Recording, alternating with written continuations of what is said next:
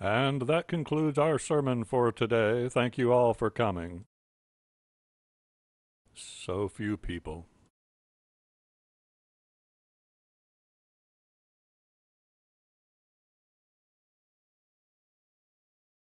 Reverend Comfort, can I speak to you? Of course, Jane. What's on your mind? I suppose you've noticed John hasn't been to today's services. Is he okay? It's terrible.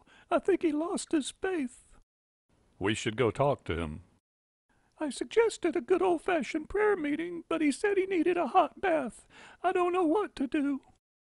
Do you know if he's home now? I believe he is. Let's go then. Who is it? John, it's Reverend Comfort and Jane. We'd like to talk to you. Come on in. It's not locked. So what can I do for you today, Reverend? John, Jane gave me some disturbing news today. She says you've lost your faith. No, Reverend, I haven't lost it. It's been renewed. I don't understand. My faith in humanity. I had been losing faith for years, but I spoke to someone yesterday who reminded me what's really important. John, you sound confused. Let's kneel together in prayer. I'm not confused, Reverend. Not anymore. I was confused. I didn't understand how so many good people could not believe in God and the teachings of the Bible. It's Satan, John. We've talked about this. Satan clouds minds and makes them not able to see the truth. Reverend, do you believe God loves me more than my mom? This is what I was telling you about on the way over. John, your mom was a good woman, but she was not God. My mom would never send me to hell for an eternity. She loves me. John, listen to me. God loves you. Sometimes he has to do things that we don't like, but it's because he loves us.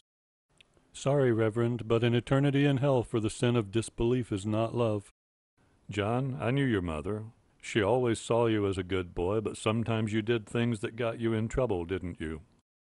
Of course I did. You know I did. Yes, I know. And sometimes your mom had to punish you, didn't she? Quite a few times, Reverend. Well, that's all God does. He punishes us when we do wrong. When? What? When does he punish us? John, I'm not sure I understand your question. When my mom punished me, it was as soon as she knew I'd done something wrong. I felt it right then, and when it was over I had a chance to learn from it, and I still knew she loved me. It made me a better person. So when does God punish us? Well, God's punishment is more subtle. I read Ecclesiastes. It says good and bad things happen to good and bad people about the same. That always confused me. And there's another verse, Proverbs I think, where it said God causes it to rain on the good and the bad alike. John, you just need to trust that God knows what he's doing, that it's all for a greater good. But that's the problem, Reverend. Why do I need to trust that? When does God punish us? Well, I suppose our punishment comes on Judgment Day when God weighs everything we've done and decides whether we have earned a place in heaven. And what is the punishment for those who have not?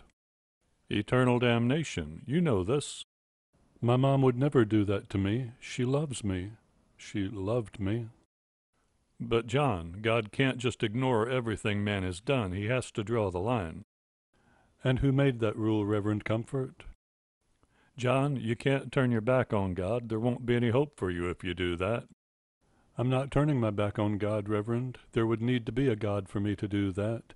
I'm turning to face mankind. John, don't say that. You'll burn forever in hell. Does it really all just boil down to fear?